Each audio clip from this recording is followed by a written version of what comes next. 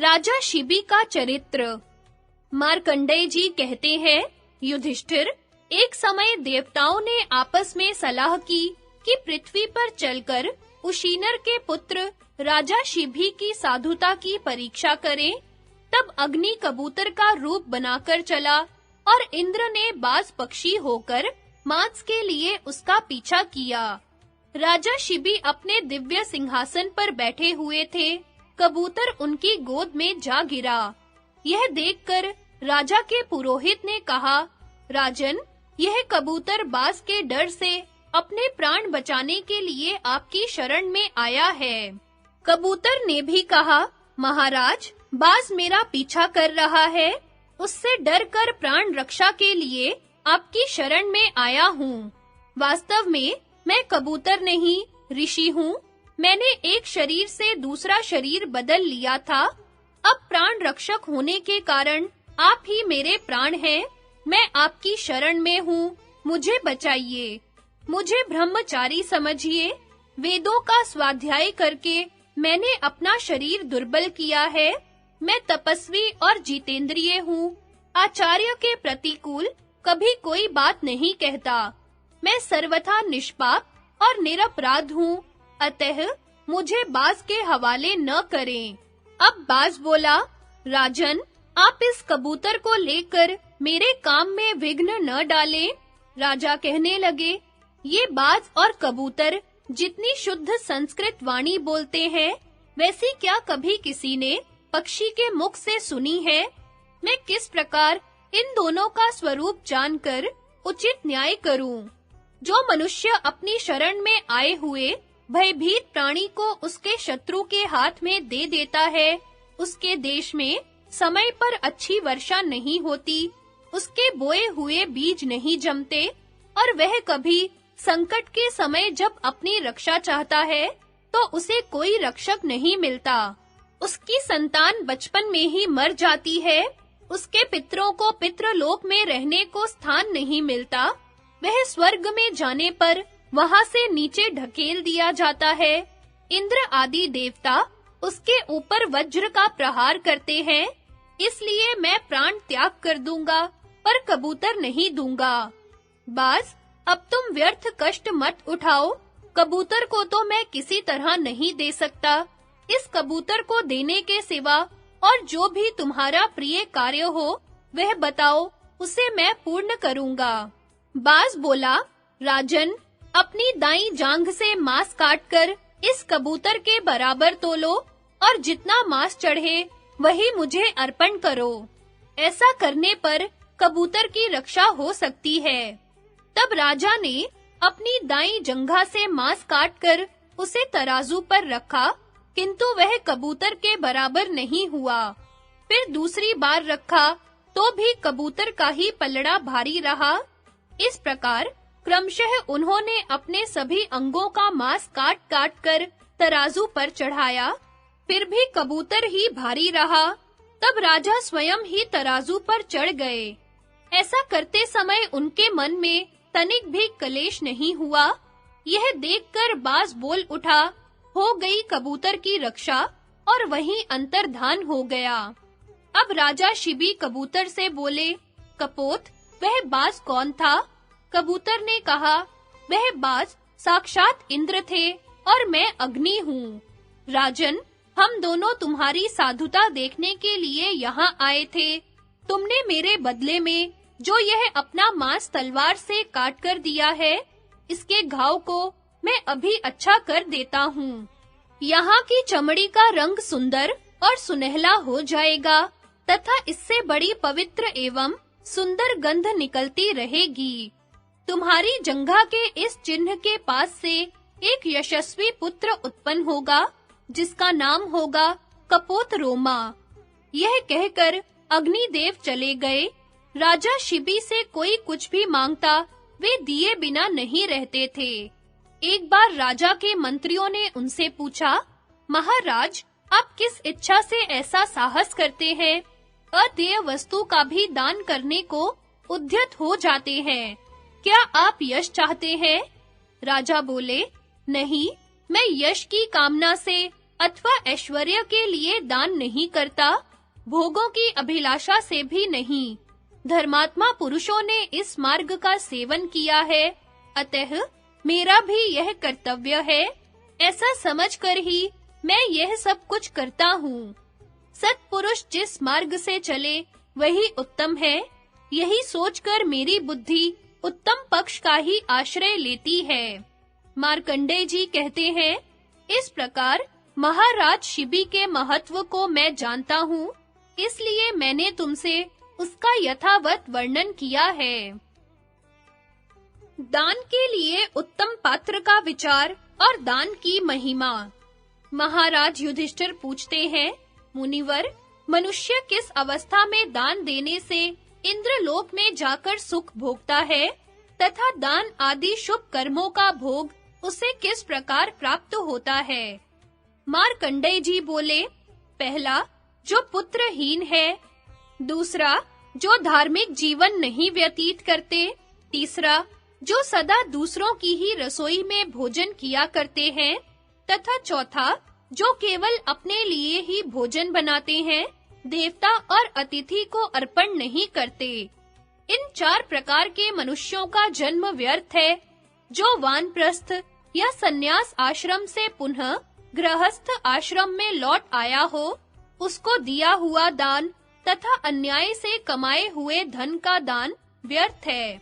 इसी प्रकार पतित मनुष्य, चोर, ब्राह्मण, मिथ्यावादी गुरु, पापी, कृतघ्न, ग्राम याजक, वेद का विक्रय करने वाले, शूद्र से यज्ञ कराने वाले, आचारहीन ब्राह्मण, शूद्रा के पति एवं स्त्री समूह को दिया हुआ दान भी व्यर्थ है।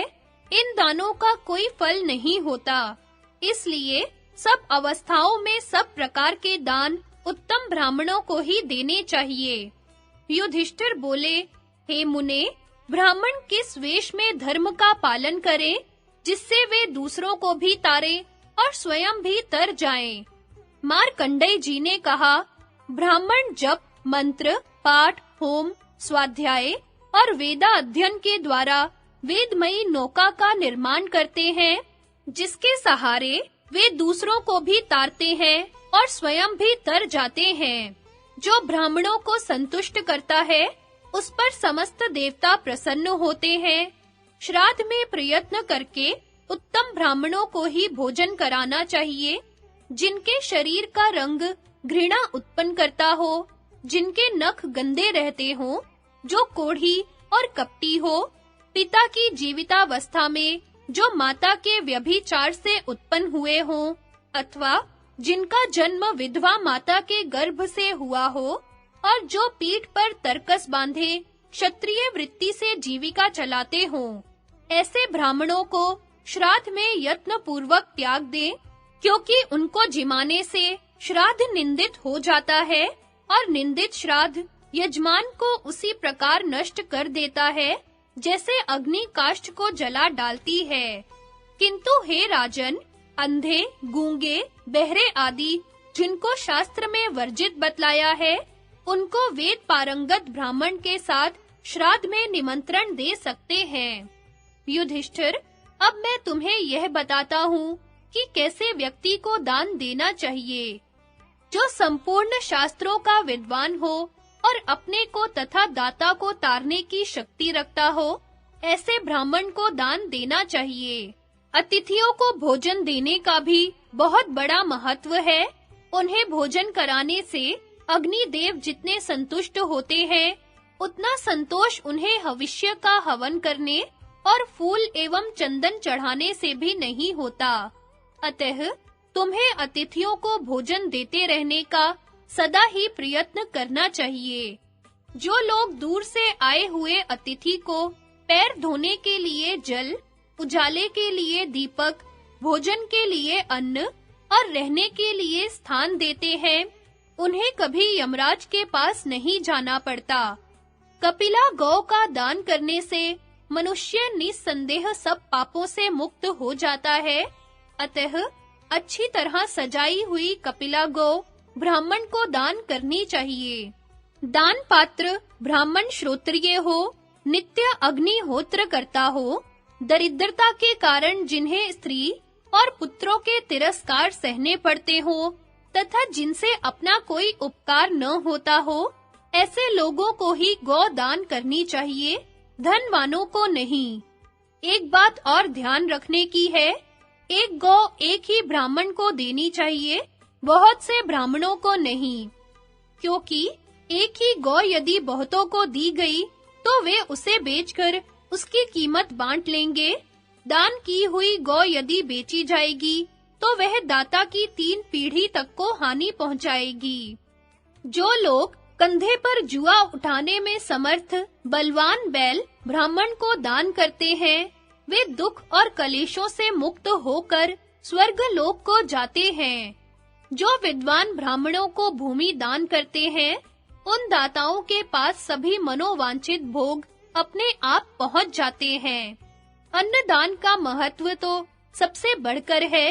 यदि कोई दीन दुर्बल पथिक थका मांदा भूखा प्यासा धूल भरे पैरों से आकर किसी से पूछे क्या कहीं अन्न मिल सकता है, और कोई उसे अन्नदाता का पता बता दे, तो उस मनुष्य को भी अन्नदान का ही पुण्य मिलता है, इसमें तनिक भी संदेह नहीं है।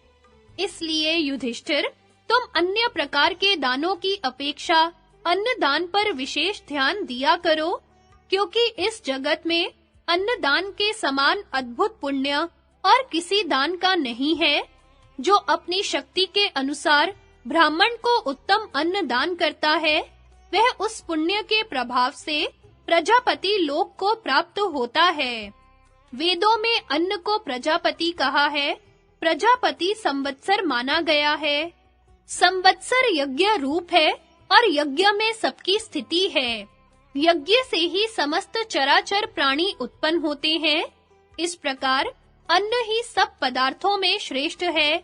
जो लोग अधिक पानी वाले तालाब या पोखरे खुदवाते हैं, बावली और कुएं बनवाते हैं, दूसरों के रहने के लिए धर्मशालाएं तैयार कराते हैं, अन्न का दान करते और मीठी वाणी बोलते हैं, उन्हें यमराज की बात भी नहीं सुननी का मार्ग और वहां इस लोक में किए हुए दान का उपयोग।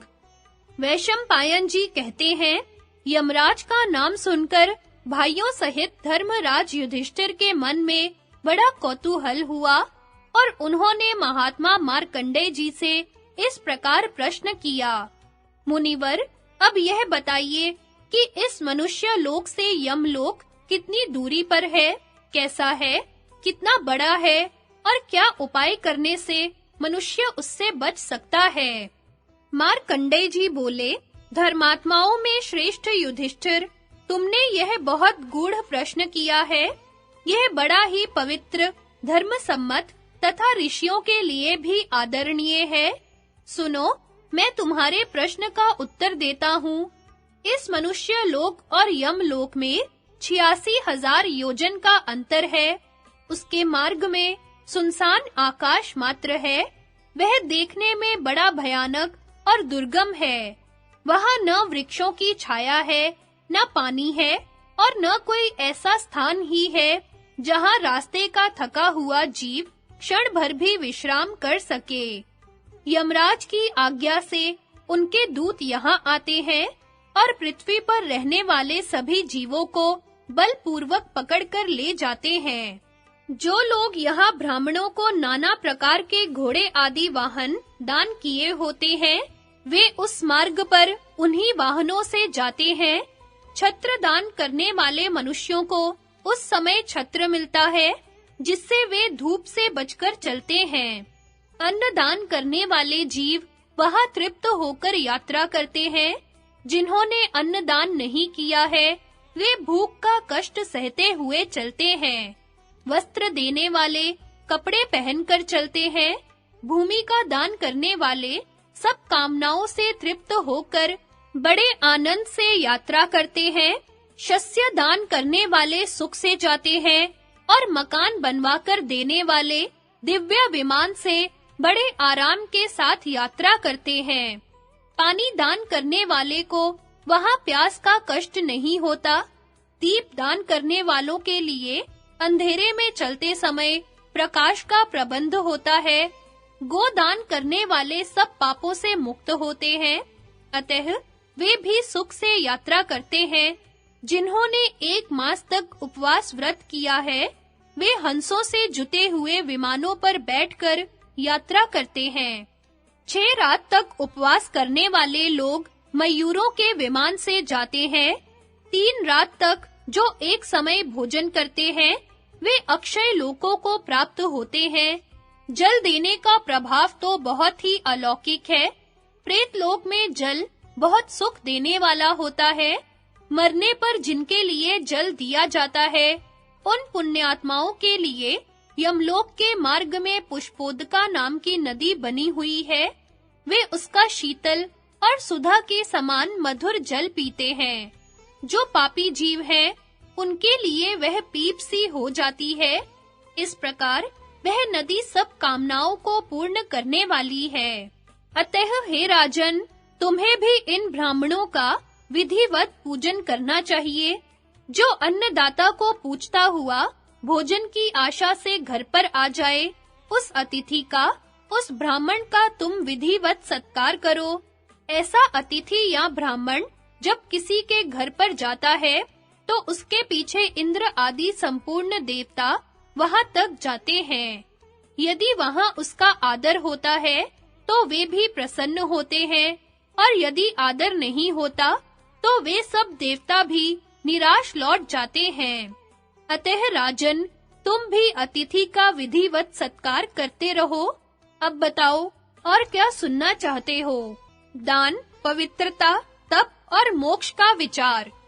युधिष्ठिर कहने लगे, मुनिवर, आप धर्म को जानने वाले हैं, इसलिए आपसे बारंबार मैं धर्म की बातें सुनना चाहता हूँ। मार्कंडेय जी बोले, राजन, अब मैं तुम्हें धर्म संबंधी दूसरी बात सुनाता हूँ, ध्यान देकर सुनो। ब्राह्मण का स्वागत करने से अग्नि, आसन देने से इंद्र, पैर धोने से पितृ और उसको भोजन के योग्य अन्न प्रदान करने से ब्रह्मा जी तृप्त होते हैं। गर्भिणी गौ जिस समय बच्चा दे रही हो और उस बछड़े का केवल मुख और पैर ही बाहर निकला हो, उसी समय पवित्र भाव से यदि उस गौ का दान कर दिया जाए, तो पृथ्वी दान के समान पुण्य होता है, क्योंकि बच्चा जब तक पृथ्वी पर न आ जाए, तब तक वह गौ पृथ्वी रूप ही मानी जाती है। उस गौ और बछड़े के शरीर में जितने रोए होते हैं, उतने 1000 युगों तक दाता स्वर्ग लोक में प्रतिष्ठित होता है। जो द्विज अपने हाथों को घुटनों के भीतर किए हुए मौन भाव से पात्र की ओर ध्यान रखकर भोजन करता है, वह अपने को और दूसरों को तारने में समर्थ होता है। जो मदिरा नहीं पीते, जिनकी जगत में निंदा नहीं होती, और जो प्रतिदिन वैदिक संहिता का सुंदर रीति से पाठ करते हैं, वे ही तारने में समर्थ होते हैं। श्रोत्रिय ब्राह्मण हव्य, कव्य, दान का उत्तम पात्र है। जैसे प्रज्वलित अग्नि में किया हुआ हवन सफल होता है, वैसे ही श्रोत्रिय को दिया हुआ दान सार्थक होता है। युधिष्ठिर ने पूछा, मुने, अब मैं उस पवित्रता को सुनना चाहता हूँ, जिसके होने से ब्राह्मण सदा शुद्ध रहता है। मार्कंडेय जी बोले, पवित्रता 3 प्रकार की है, वाणी की, कर्म की और जल की। इन तीनों प्रकार की पवित्रता से जो युक्त है, वह स्वर्ग का अधिकारी है, इसमें तनिक भी संदेह नहीं है। जो ब्राह्मण प्रातः और सायं दोनों समय की संध्या तथा गायत्री का जप करता है, गायत्री की कृपा से उसका पाप नष्ट हो जाता है। वह संपूर्ण पृथ्वी का दान लेने पर भी प्रतिग्रह दोष से दुखी नहीं होता। गायत्री का जप करने वाले ब्राह्मण के ग्रह यदि विपरीत भी हो, तो शांत होकर उसे सुख पहुंचाते हैं, और भयंकर राक्षस भी उसका तिरस्कार नहीं कर सकते। ब्राह्मण सब दशा में सम्मान के योग्य है, वह वेद पढ़ा हो या नहीं, उसके सब संस्कार अच्छी तरह संपन्न हुए हो या नहीं, उसका अपमान नहीं करना चाहिए। जैसे राख से ढकी हुई अग्नि पर कोई पैर नहीं रखता, जहाँ सदाचारी, ज्ञानी और तपस्वी वेदज्ञ ब्राह्मण रहते हो, वही स्थान नगर है। गौशाला हो या जंगल, जहाँ कहीं भी बहुत से शास्त्रों का ज्ञान रखने वाले ब्राह्मण रहते हो, वह स्थान तीर्थ कहलाता है। पवित्र तीर्थों में स्नान, पवित्र वेद मंत्रों या भगवान के नामों का कीर्तन एवं सत्पुरुषों के साथ वार्तालाप, इन कार्यों को विद्वान पुरुष उत्तम बताते हैं। सज्जन पुरुष सत्संग से पवित्र हुई सुंदर वाणी रूप जल से ही अपनी आत्मा को पवित्र मानते हैं।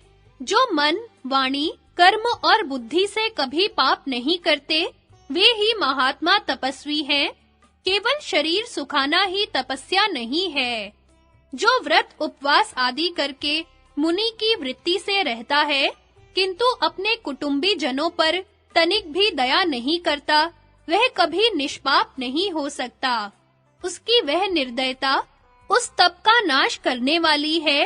केवल भोजन त्याग देने से तपस्या नहीं होती। जो निरंतर घर पर रहकर भी पवित्र भाव से रहता है और सब प्राणियों पर दया करता है, उसे मुनि ही समझना चाहिए। वह संपूर्ण पापों से मुक्त हो जाता है। राजन, शास्त्रों में जिनका उल्लेख नहीं है, ऐसे कर्मों की अपने मन से कल्पना करके लोग तपाई हुई शिला आदि पर बैठते हैं।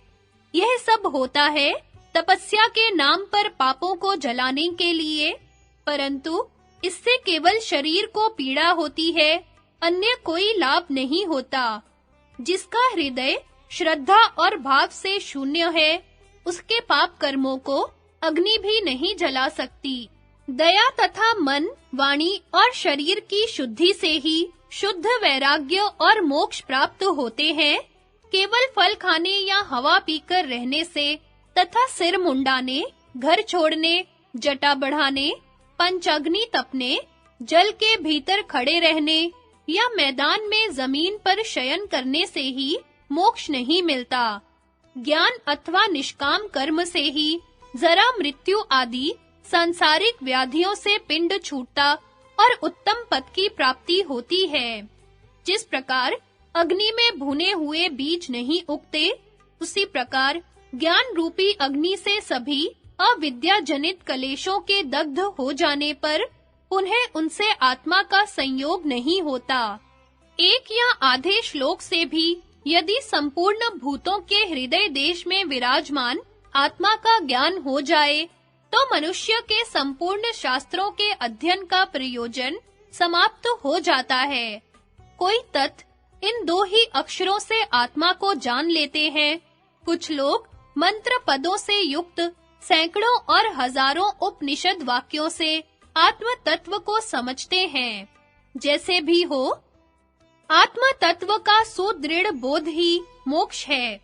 जिसके हृदय में संशय है, आत्मा के प्रति अविश्वास है, उसके लिए न लोक है, न परलोक और न उसे कभी सुख ही मिलता है। ज्ञान वृद्ध पुरुषों ने ऐसा ही कहा है। इसलिए श्रद्धा और विश्वास पूर्वक निश्चयात्मक बोध ही मोक्ष का स्वरूप है।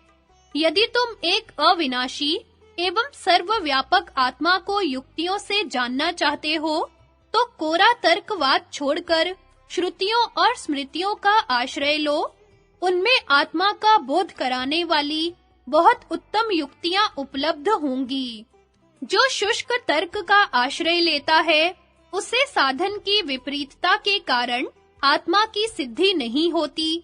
अतः आत्मा को वेदों के द्वारा ही जानना चाहिए, क्योंकि आत्मा वेद स्वरूप है, वेद ही उसका शरीर है।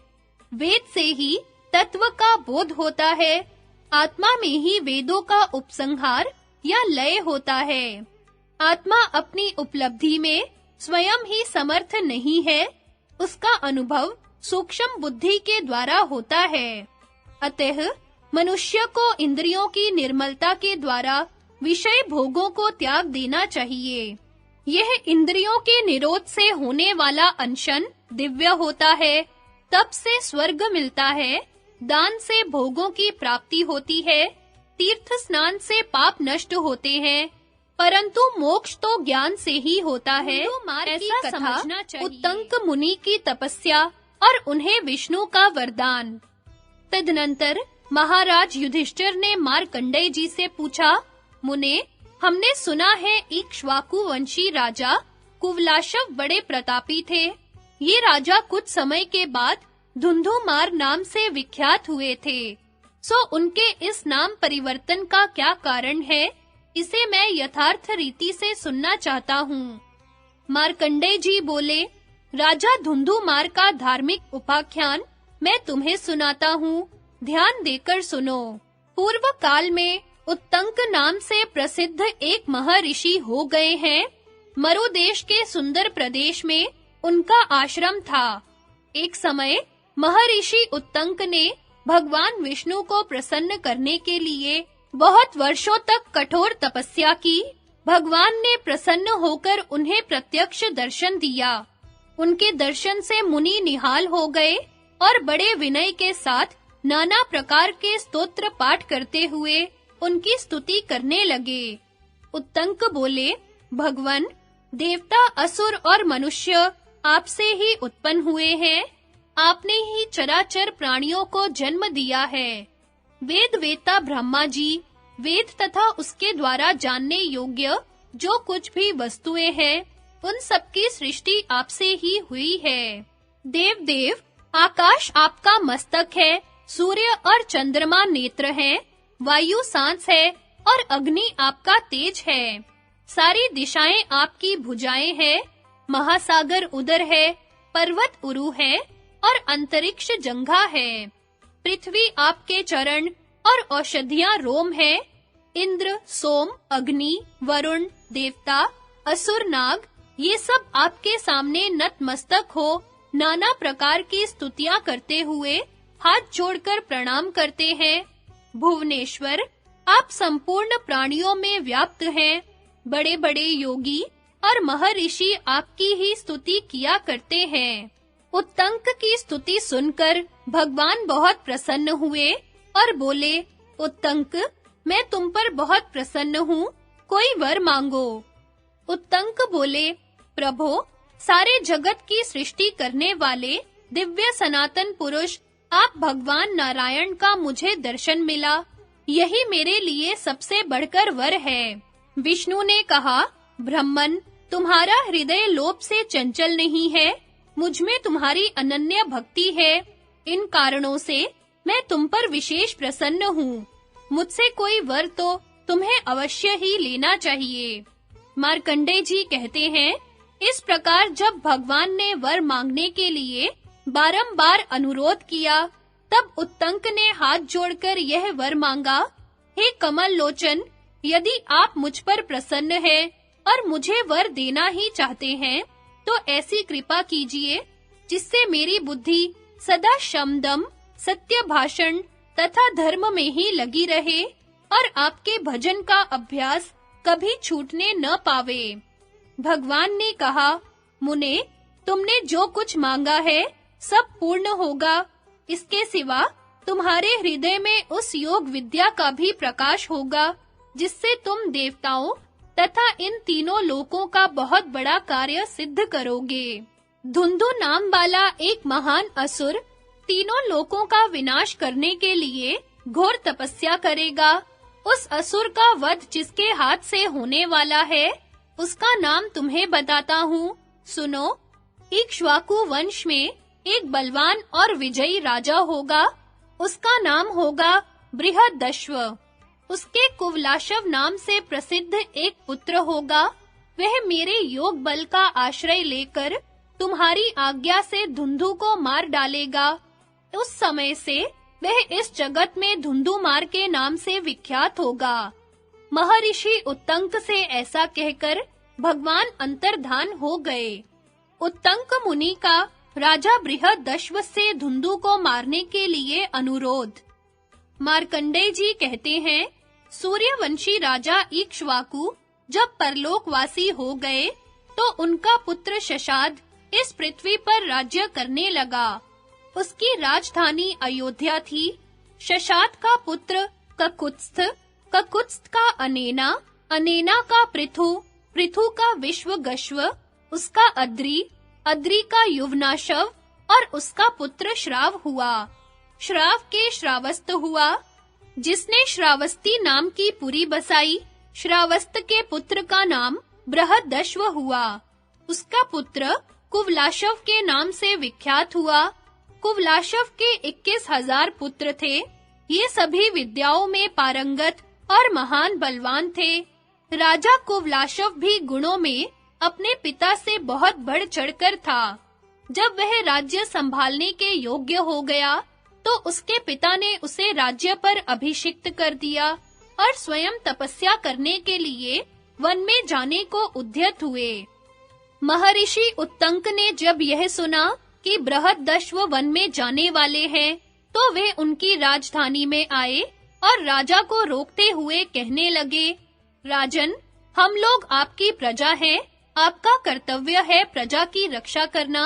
आप पहले अपने इस प्रधान कर्तव्य का ही पालन कीजिए।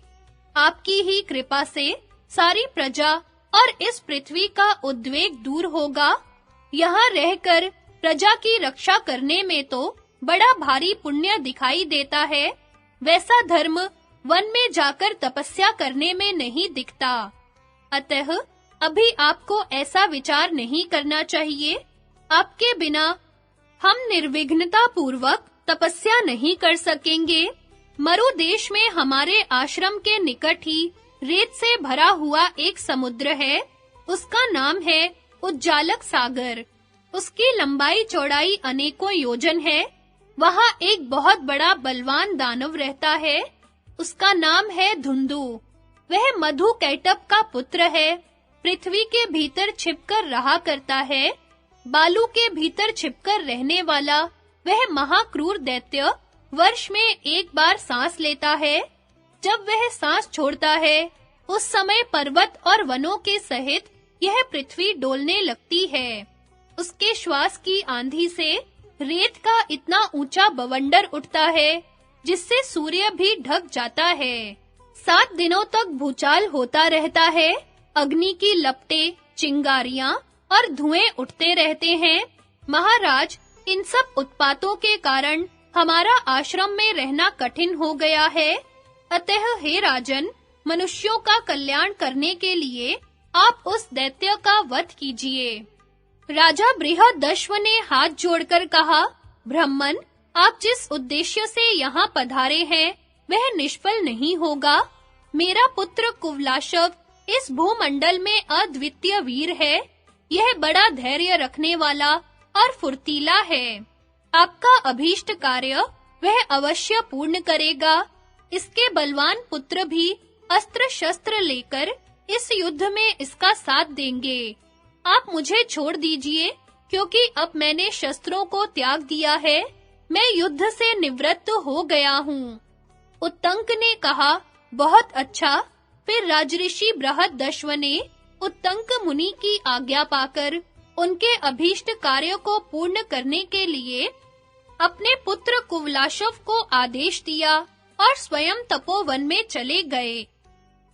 धुंधु का वध। युधिष्ठिर ने पूछा, मुनिवर, ऐसा महाबली दैत्य तो मैंने आज तक नहीं सुना। वह दैत्य कौन था?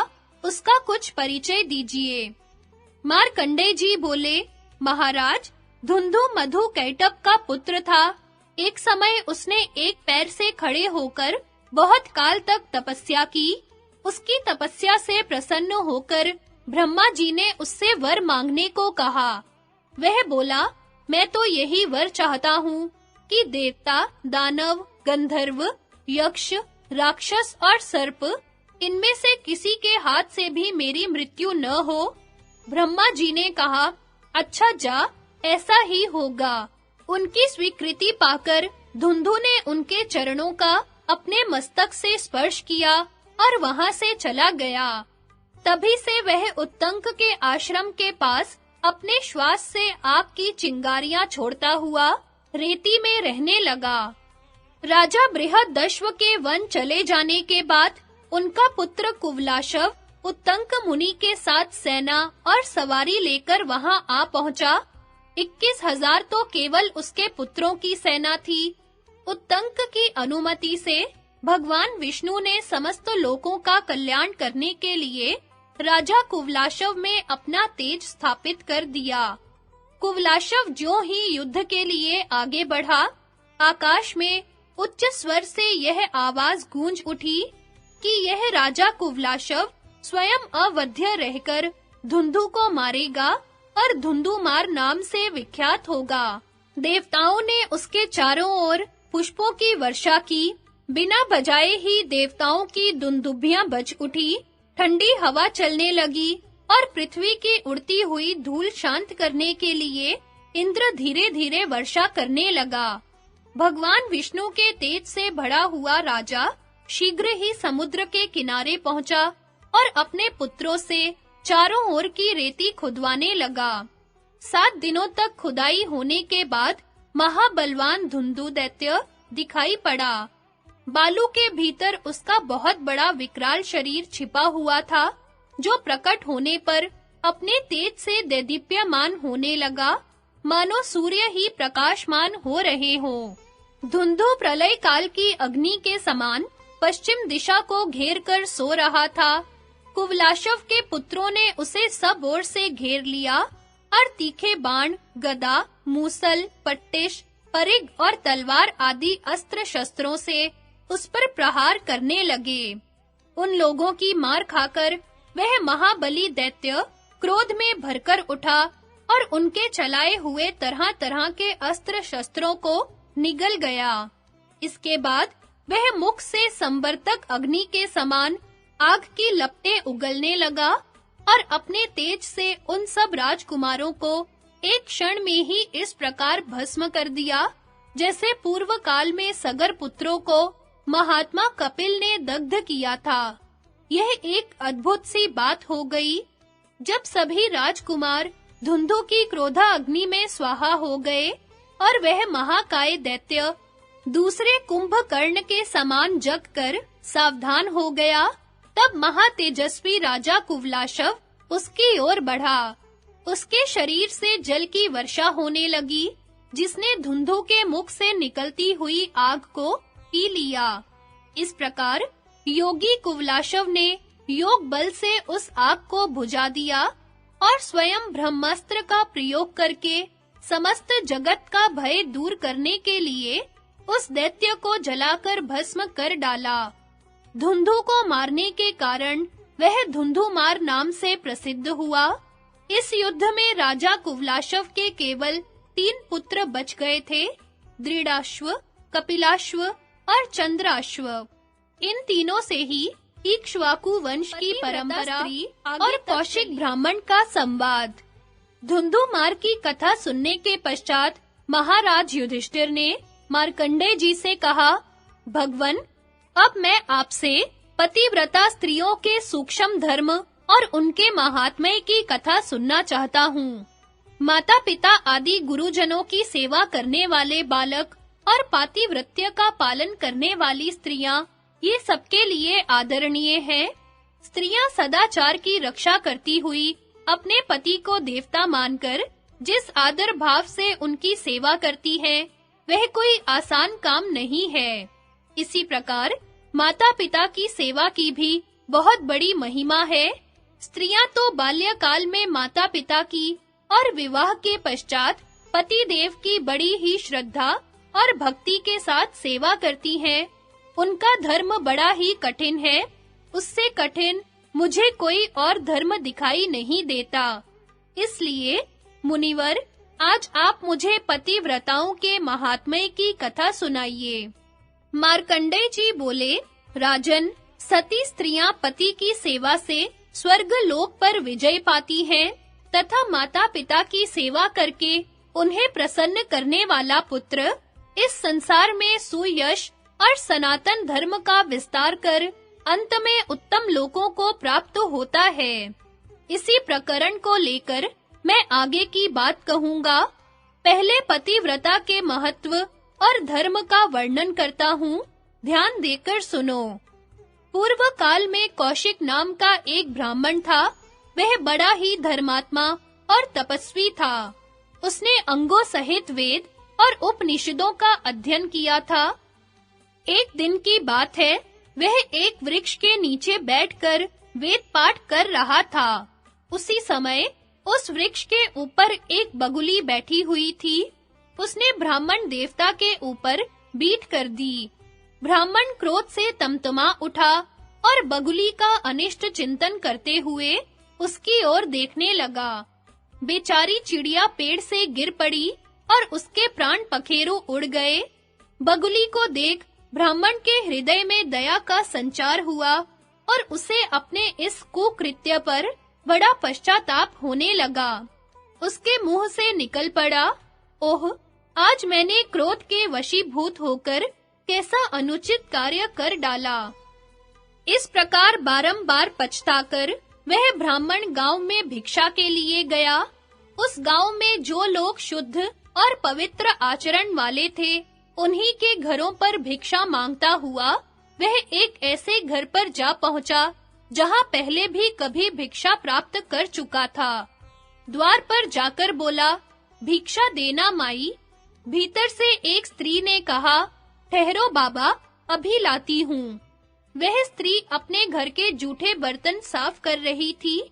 ज्यों ही वह उस काम से निवृत्त हुई, उसके पति घर पर आ गए। वे बहुत भूखे थे। पति को आया देख स्त्री को बाहर खड़े हुए ब्राह्मण की याद न रही। वह उसकी सेवा में जुट गई। पानी लाकर उसने पति के पैर धोए, हाथ मुंह धुलाया और बैठने को आसन देकर एक पात्र में सुंदर स्वादिष्ट भोजन परोसकर लाई और जीमने के लिए सामने रख दिया। युधिष्ठिर, वह स्त्री प्रतिदिन पति को भोजन कराकर उनके अच्छिष्ट को प्रसाद समझकर बड़े प्रेम से भोजन करती थी। पति को ही अपना देवता मानती थी और स्वामी के विचार के अनुकूल ही आचरण करती थी। वह कभी मन से भी पर पुरुष का चिंतन नहीं करती थी। अपने हृदय की समस्त भावनाएं, संपूर्ण प्रेम पति के चरणों में चढ़ाकर वह अनन्य भाव से उन्हीं की सेवा में लगी रहती थी। सदाचार का पालन उसके जीवन का अंग था। उसका शरीर भी शुद्ध था और हृदय भी। वह घर के काम-काज में कुशल थी। कुटुंब में रहने वाला प्रत्येक स्त्री पुरुष का हित चाहती थी और पति के हित साधन का उसे सदा ही ध्यान रहता। देवता की पूजा, अतिथि का सत्कार, सेवकों का भरण पोषण और सास ससुर की सेवा, इनमें वह कभी असावधानी नहीं करती थी। अपने मन और इंद्रियों पर उसका पूरा अधिकार था।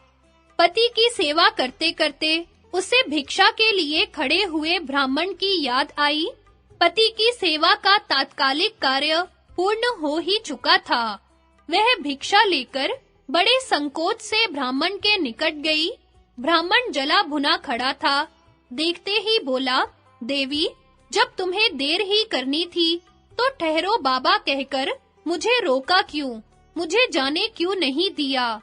ब्राह्मण को क्रोध से जलते देख उस सती ने बड़ी शांति से कहा, पंडित बाबा, क्षमा करो। मेरे सबसे महान देवता मेरे पति हैं। वे भूखे प्यासे थके मांदे घर पर आए थे। उन्हें छोड़कर कैसे आती? उनकी ही सेवा टहल में लग गई। ब्राह्मण बोला, क्या कहा? ब्राह्मण बड़े नहीं हैं, पति ही सबसे बड़ा है। गृहस्थ धर्म में रहते हुए भी तुम ब्राह्मणों का अपमान कर रही हो। इंद्र भी ब्राह्मणों के सामने सिर झुकाते हैं, फिर मनुष्यों की तो बात ही क्या है? क्या तुम ब्राह्मणों को नहीं जानती? कभी बड़े बूढ़ों से भी नहीं सुना? अरे, ब्राह्मण अग्नि के समान तेजस्वी हैं। वे चाहे तो इस पृथ्वी को भी जलाकर खाक कर सकते हैं। सती स्त्री ने कहा, तपस्वी बाबा, क्रोध न कीजिए। मैं वह बगुली चिड़िया नहीं हूँ। मेरी ओर यूं लाल-लाल आंखें करके क्यों देखते हैं? आप कुपित होकर मेरा क्या बिगाड़ लेंगे? मैं ब्राह्मणों का अपमान नहीं करती। ब्राह्मण तो देवता के समान होते हैं। आपका अपराध मुझसे हुआ है, इसके लिए क्षमा चाहती हूँ। मैं ब्राह्मणों के तेज से अपरिचित नहीं हूँ। उनके महान सौभाग्य को भी जानती हूँ। ब्राह्मणों के ही क्रोध का फल है कि समुद्र का पानी पीने योग्य नहीं रहा। ये महान तपस्वी और शुद्धांतःकरण मुनिजन ही थे, जिनकी क्रोधा अग्नि आज भी दंडकारण्य में नहीं बुझती। ब्राह्मणों के ही तिरस्कार से वातापी राक्षस अगस्त्य के पेट में जाकर पच गया था। महात्मा ब्राह्मणों का प्रभाव बहुत बड़ा सुना गया है। महात्माओं का क्रोध और प्रसाद दोनों ही महान है। इस समय मुझसे जो आपकी उपेक्षा हुई है, उसके लिए आप क्षमा करें। मुझे तो पति की सेवा से जिस धर्म का पालन होता है, वही अधिक पसंद है। देवताओं में भी मेरे लिए पति ही सबसे बड़े देवता हैं। मैं तो सामान्य रूप से इस पातिव्रत्य धर्म का ही पालन करती हूँ। ब्राह्मण देवता, इस पति सेवा का फल भी आप प्रत्यक्ष देख लीजिए। आपने कुपित होकर बगुली पक्षी को दग्ध किया था, यह बात मुझे मालूम हो गई। बाबा, मनुष्यों का एक बहुत बड़ा शत्रु है, जो उनके शरीर में ही रहता है। उसका नाम है क्रोध। जो क्रोध और मोह को जीत ले और जो सदा सत्य भाषण करे, गुरुजनों की सेवा से प्रसन्न रखे और किसी के द्वारा मार खाकर भी उसे न मारे, जो अपनी इंद्रियों को वश में करके पवित्र भाव से धर्म और स्वाध्याय में लगा रहे, जिसने काम को जीत लिया है, वही देवताओं के मत में ब्राह्मण है।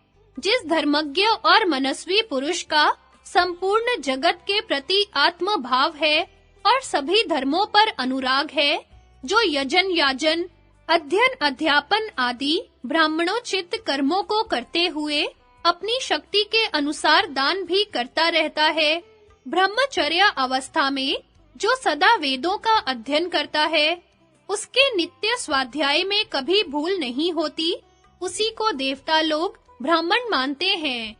ब्राह्मणों के लिए जो कल्याणकारी धर्म है, उसी का उनके समक्ष वर्णन करना उचित है।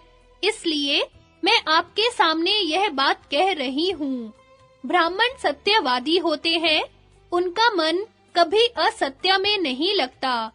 ब्राह्मण के लिए स्वाध्याय, दम, आर्जव और सत्य भाषण यह परम धर्म बतलाया गया है। यद्यपि धर्म का स्वरूप समझने में कुछ कठिन है, तथापि वह सत्य में प्रतिष्ठित है। वृद्ध पुरुष कहते हैं, धर्म के विषय में वेद ही प्रमाण है, वेद से ही धर्म का ज्ञान होता है। तथापि धर्म का स्वरूप सूक्ष्म ही देखा जाता है।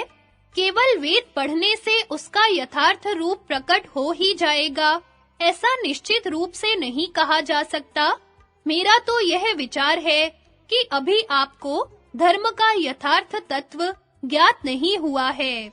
ब्राह्मण देव, यदि परम धर्म क्या है, यह आप जानना चाहते हैं, तो मिथिलापुरी में जाकर माता-पिता के भक्त, सत्यवादी और जितेंद्रिय धर्मव्याध से पूछिए। वह आपको धर्म का तत्व समझा देगा। भगवान आपका मंगल करे। अब आपकी जहाँ इच्छा हो, वहाँ पधारें। यदि मेरे मुख से कोई अनुचित बात निकल गई हो, तो क्षमा करें, क्योंकि स्त्रियों पर सभी दया करते हैं। ब्राह्मण बोला, देवी, तुम्हारा कल्याण हो। मैं तुम पर बहुत प्रसन्न हूँ। मेरा क्रोध अब दूर हो चुका है। तुमने मुझे जो उपालंभ दिया है, यह मेरे लिए चेतावनी ही है। इससे मेरा बड़ा कल्याण होने वाला है। तुम्हारा भला हो। अब मैं मिथिला जाऊंगा और अपना कार्य सिद्ध करूंगा। कौशिक ब्राह्मण का मिथिला में जाकर धर्मव्याध से उपदेश लेना। मार्कंडेय जी कहते हैं, उस पतिव्रता की बातें सुनकर कौशिक ब्राह्मण को बड़ा आश्चर्य हुआ। अपने क्रोध का स्मरण करके वह अपराधी की भांति अपने को धिक्कारने लगा। फिर धर्म की सूक्ष्म गति पर विचार कर उसने मन ही मन यह निश्चय किया कि मुझे उस सती के कहने पर श्रद्धा और विश्वास करना चाहिए। अतः मैं अवश्य ही मिथिला जाऊंगा और उस धर्मात्मा व्याध से मिलकर धर्म संबंधी प्रश्न करूंगा। इस प्रकार विचार कर वह कौतूहलवश मिथिलापुरी को चल दिया। रास्ते में उसे अनेकों जंगल, गांव और नगर पार करने पड़े। जाते-जाते वह राजा जनक से सुरक्षित मिथिलापुरी में पहुंच गया। उस नगर की शोभा बड़ी सुंदर थी। उसमें धर्म का पालन करने वाले मनुष्यों का निवास था और अनेकों स्थानों पर यज्ञ तथा धर्म संबंधी महान उत्सव हो रहे थे। कौशिक ब्राह्मण उस नगर में पहुंचकर सब ओर घूमने और धर्म व्याध का पता लगाने लगा। एक स्थान पर जाकर उसने पूछा तो ब्राह्मणों ने उसे उसका स्थान बता दिया। वहां जाकर देखा कि धर्म व्याध कसाई खाने में बैठकर मांस बेच रहा है। ब्राह्मण एकांत में जाकर बैठ गया। व्याध को यह मालूम हो गया कि कोई ब्राह्मण मुझसे मिलने के लिए आए हैं। अतः वह शीघ्र ब्राह्मण के समीप आया और बोला, भगवन, आपके चरणों में प्रणाम है। मैं आपका स्वागत करता हूँ। मैं ही वह व्याध हूँ जिसे ढूंढते हुए आपने यहाँ तक आने का कष्ट किया है। आपका भला हो, आज्ञा दीजिए, मैं क्या सेवा करूँ? यह तो मैं जानता हूँ कि आप कैसे यहाँ पधारे हैं। उस पतिव्रता स्त्री ने ही आपको मिथिला में भेजा है। व्याध की बात सुनकर ब्राह्मण बड़े विस्मय में पड़ा और मन ही मन सोचने लगा, यह दूसरा आश्चर्य देखने को मिला। व्याध ने कहा, यह स्थान आपके योग्य नहीं है। यदि स्वीकार करें तो हम दोनों घर पर चलें। ब्राह्मण ने प्रसन्न होकर कहा, ठीक है, ऐसा ही करो।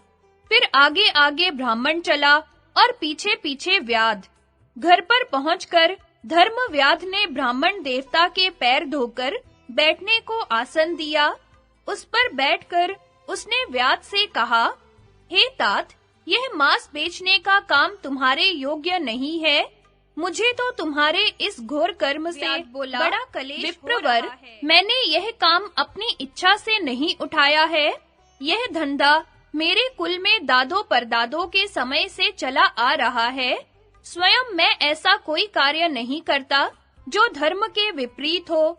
सावधानी के साथ बूढ़े माँ-बाप की सेवा करता हूँ, सत्य बोलता हूँ, किसी की निंदा नहीं करता, यथाशक्ति दान देता हूँ और देवता, अतिथि तथा सेवकों को भोजन देकर जो बचता है उसी से अपनी जीविका चलाता हूँ।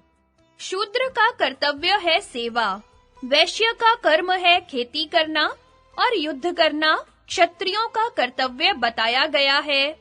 ब्रह्मचर्य का पालन, तपस्या, वेदा अध्ययन तथा सत्य भाषण, ये ब्राह्मण के सदा ही पालन करने योग्य धर्म है। राजा का कर्तव्य यह है कि वह अपने-अपने धर्मों के पालन में लगी हुई प्रजा का धर्म पूर्वक शासन करे तथा जो लोग धर्म से गिर गए हों, उन्हें पुनः धर्म पालन में लगावे। ब्राह्मण, यहाँ राजा जनक के राज्य में कोई भी ऐसा नहीं है जो धर्म के विरुद्ध आचरण करे। चारों वर्णों के लोग अपने-अपने धर्म का पालन करते हैं। ये राजा जनक दुराचारी को, धर्म के विरुद्ध चलने वाले को, वह अपना ही पुत्र क्यों न हो, कठोर दंड देते हैं। मैं स्वयं किसी जीव की हिंसा नहीं करता, दूसरों के मारे हुए सुअर और भैंसों का मांस बेचता हूँ, फिर भी मैं स्वयं मांस कभी नहीं खाता। ऋतुकाल प्राप्त होने पर ही स्त्री संसर्ग करता हूँ, दिन में सदा ही उपवास और रात्रि में भोजन करता हूँ। कुछ लोग मेरी प्रशंसा करते हैं और कुछ लोग निंदा, परंतु मैं उन सबको सद्व्यवहार से प्रसन्न रखता हूँ। द्वंद्वों को सहन करना, धर्म में दृढ़ रहना, सब प्राणियों का योग्यता के अनुसार सम्मान करना, ये मानवोचित गुण मनुष्य में त्याग के बिना नहीं आते। व्यर्थ का विवाद छोड़कर बिना कहे दूसरों का भला करना चाहिए। किसी कामना से, क्रोध या द्वेषवश धर्म का त्याग नहीं करना चाहिए। प्रिय वस्तु की प्राप्ति होने पर हर्ष से फूल न उठे। अपने मन के विपरीत कोई बात हो जाए तो दुख न माने। आर्थिक संकट आ पड़ने पर घबराए नहीं और किसी भी अवस्था में अपना धर्म न छोड़े। यदि एक बार भूल से धर्म के विपरीत कोई काम हो जाए तो पुनः दोबारा वह काम न करे। जो विचार करने पर अपने और दूसरों के लिए कल्याणकारी प्रतीत हो, उसी काम में अपने को लगाना चाहिए। बुराई करने वाले के प्रति बदले में भी बुराई न करे, अपनी साधुता कभी न छोड़े। जो दूसरों की बुराई करना चाहता है, वह पापी अपने आप नष्ट हो जाता है। जो पवित्र भाव से रहने वाले धर्मात्मा पुरुषों के कर्म को अधर्म बताकर उनकी हंसी उड़ाते हैं, वे श्रद्धाहीन मनुष्य नाश को प्राप्त होते हैं। पापी मनुष्य धोंकनी के समान व्यर्थ फूले रहते हैं, वास्तव में उनमें पुरुषार्थ बिल्कुल नहीं होता। जो मनुष्य पाप कर्म बन जाने पर सच्चे हृदय से पश्चाताप करता है, वह उस पाप से छूट जाता है तथा फिर ऐसा कर्म कभी नहीं करूंगा, ऐसा दृढ़ संकल्प लेने पर भविष्य में होने वाले दूसरे पाप से भी बच जाता है। लोभ ही पाप का घर है, लोभी मनुष्य ही पाप करने का विचार करते हैं। पापी पुरुष ऊपर से धर्म का जाल फैलाए रहते हैं, जैसे तिनकों से ढका हुआ कुआं हो, वैसे ही इनके धर्म की आड़ में पाप रहता है। इनमें इंद्रिय संयम, बाहरी पवित्रता और धर्म संबंधी बातचीत ये सब तो होते हैं, किंतु धर्मात्मा पुरुषों का सा शिष्टाचार नहीं होता। शिष्टाचार का वर्णन। मार्कंडेय जी कहते हैं, धर्मव्याध का उपर्युक्त उपदेश सुनकर कौशिक ब्राह्मण ने उससे पूछा, नरश्रेष्ठ, मुझे शिष्ट पुरुषों के आचार का ज्ञान कैसे हो? तुम ही मुझसे शिष्टों के व्यवहार का यथार्थ रीति से वर्णन करो। व्याध बोला, ब्राह्मण, यज्ञ, तप, दान, वेदों का स्वाध्याय और सत्य भाषण, ये 5 बातें शिष्ट पुरुषों के व्यवहार में सदा रहती हैं। जो काम, क्रोध, लोभ, दंभ और उदंडता इन दुर्गुणों को जीत लेते हैं, कभी इनके वश में नहीं होते, वे ही शिष्ट कहलाते हैं और उनका ही शिष्ट पुरुष आदर करते हैं। वे सदा ही यज्ञ और स्वाध्याय में लगे रहते हैं, कभी मनमाना आचरण नहीं करते। सदाचार का निरंतर पालन करना शिष्ट पुरुषों का दूसरा लक्षण है। शिष्टाचारी पुरुषों में गुरु की सेवा, क्रोध का अभाव, सत्य भाषण और दान, ये 4 सद्गुण अवश्य होते हैं। वेद का सार है सत्य, सत्य का सार है इंद्रिय संयम और इंद्रिय संयम का सार है त्याग। यह त्याग शिष्ट पुरुषों में सदा विद्यमान रहता है। जो शिष्ट है, वे सदा ही नियमित जीवन व्यतीत करते हैं, धर्म के मार्ग पर ही चलते हैं, गुरु की आज्ञा का पालन करते रहते हैं। इसलिए हे प्यारे, तुम धर्म की मर्यादा भंग करने वाले नास्तिक, पापी और निर्दयी पुरुषों का संग छोड़ दो, सदा धार्मिक पुरुषों की सेवा में रहो। यह शरीर एक नदी है, 5 इंद्रियां इसमें जल हैं, काम और लोभ रूपी मगर इसके भीतर भरे पड़े हैं। जन्म मरण के दुर्गम प्रदेश में यह नदी बह रही है। तुम धैर्य की नाव पर बैठो और इसके दुर्गम स्थानों, जन्म आदि कलेशों को पार कर जाओ। जैसे कोई भी रंग सफेद कपड़े पर ही अच्छी तरह खिलता है, उसी प्रकार शिष्टाचार का पालन करने वाले पुरुष में ही क्रमशः संचित किया हुआ कर्म और ज्ञान रूप महान धर्म भली भांति प्रकाशित होता है। अहिंसा और सत्य, इनसे ही संपूर्ण जीवों का कल्याण होता है। अहिंसा सबसे महान धर्म है, परंतु उसकी प्रतिष्ठा है सत्य में। सत्य के आधार पर ही श्रेष्ठ पुरुषों के सभी कार्य आरंभ होते हैं, इसलिए सत्य ही गौरव की वस्तु है। न्याय युक्त कर्मों का आरंभ धर्म कहा गया है। इसके विपरीत जो अनाचार है, उसे ही शिष्ट पुरुष अधर्म बताते हैं। जो क्रोध और निंदा नहीं करते, जिनमें अहंकार और ईर्ष्या का भाव नहीं है, जो मन पर काबू रखने वाले और सरल स्वभाव के पुरुष हैं, उन्हें शिष्टाचारी कहते हैं। उनमें सत्व गुण की वृद्धि होती है। जिनका पालन दूसरों के कठिन प्रतीत होता है, ऐसे सदाचारों का भी वे सुगमता पूर्वक पालन करते हैं। अपने सत्कर्मों के कारण ही उनका सर्वत्र आदर होता है। उनके हाथ से कभी हिंसा आदि घोर कर्म नहीं होते। सदाचार पुराने जमाने से चला आ रहा है। यह सनातन धर्म है। इसको कोई मिटा नहीं सकता। सबसे प्रधान धर्म तो वह है जिसका वेद प्रतिपादन करते हैं। दूसरा वह है जिसका वर्णन धर्म शास्त्रों में हुआ है। तीसरा धर्म है शिष्ट पुरुषों का आचरण। इस प्रकार ये धर्म के 3 लक्षण हैं: विद्याओं में पारंगत होना, तीर्थों में स्नान करना तथा क्षमा, सत्य, कोमलता और पवित्रता आदि सद्गुणों का संचय शिष्ट पुरुषों के ही आचार में देखा जाता है। जो सब पर दया करते हैं, किसी का जी नहीं दुखाते, कभी कठोर वचन नहीं बोलते, वे ही संत या शिष्ट पुरुष हैं। जिन्हें शुभाशुभ कर्मों के परिणाम का ज्ञान है, जो न्यायप्रिय, सद्गुणी, संपूर्ण जगत के हितैषी और सदा सन्मार्ग पर चलने वाले हैं, वे सज्जन पुरुष ही शिष्ट हैं। उनका दान करने का स्वभाव होता है।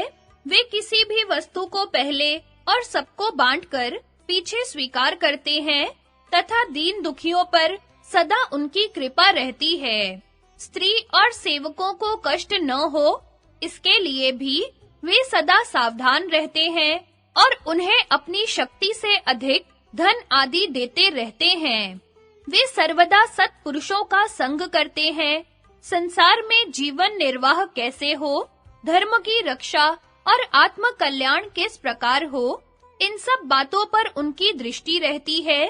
अहिंसा, सत्य, क्रूरता का अभाव, कोमलता, द्रोह और अहंकार का त्याग, लज्जा, क्षमा, शम, दम, बुद्धि, धैर्य, जीव दया, कामना एवं द्वेष का अभाव, ये सब शिष्ट पुरुषों के गुण हैं। इनमें भी प्रधानता 3 की है। किसी से द्रोह न करे, दान करता रहे और सत्य बोले। शांति, संतोष और मीठे वचन, ये भी शिष्ट पुरुषों के गुण हैं। इस प्रकार शिष्टों के आचार व्यवहार का पालन करने वाले मनुष्य महान भय से मुक्त हो जाते हैं। हे ब्राह्मण, इस प्रकार जैसा मैंने सुना और जाना है, उसके अनुसार शिष्टों के आचार का तुमसे वर्णन किया है।